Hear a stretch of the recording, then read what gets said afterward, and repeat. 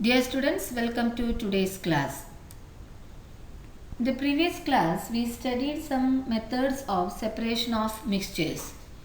Today, let us continue the topic. Let us start with sublimation.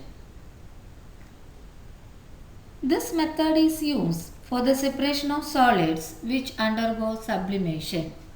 Sublimation is the process by which a substance in the solid state directly changes to its vapor state.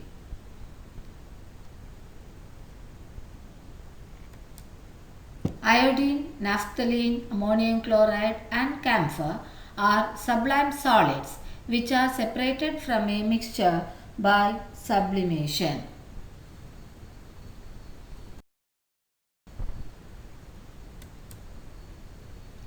Here you can see the diagram in which ammonium chloride is taken.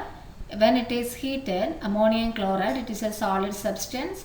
When it is heated, it changes to its vapor state.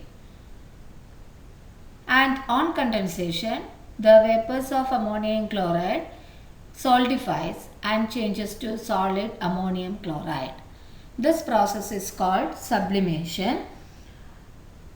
We can separate iodine from sand through sublimation. Here iodine is the substance that sublimes, so the vapors of iodine can be collected and separated from sand. Next method is filtration.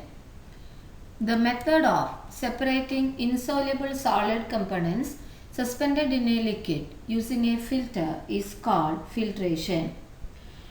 The filter can be a filter paper, a sieve or a strainer. In this method, a mixture of an insoluble solid and a liquid is poured through a filter. The liquid that passes through the filter is called the filtrate. The insoluble component that remains on the filter is known as the residue. Straining of tea is an example of filtration. Chalk and water can be separated by filtration. Mud can also be removed from muddy water by filtration.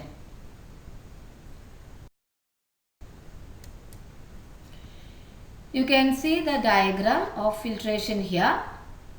Usually we use a filter. The filter can be a filter paper, a sieve or a strainer.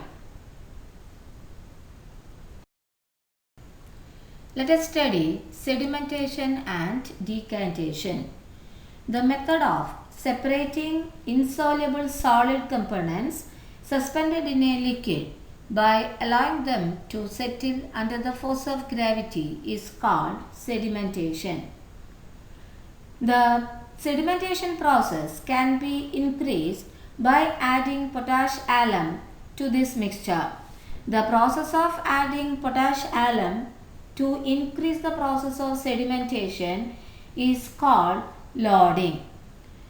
The component that settles down is called the sediment. The component that settles down is called the sediment, and the liquid above the sediment is called the supernatant liquid or simply supernatant.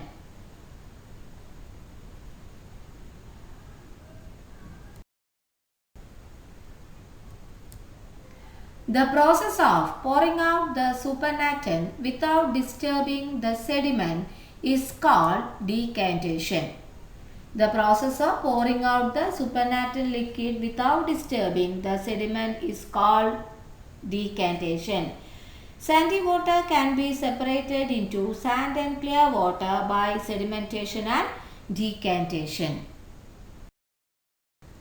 There are some more methods of separation of mixtures. I will be explaining those methods in next class. Here you have the assignment.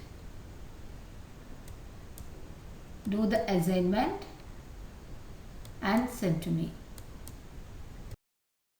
Winding up for the day. Thank you.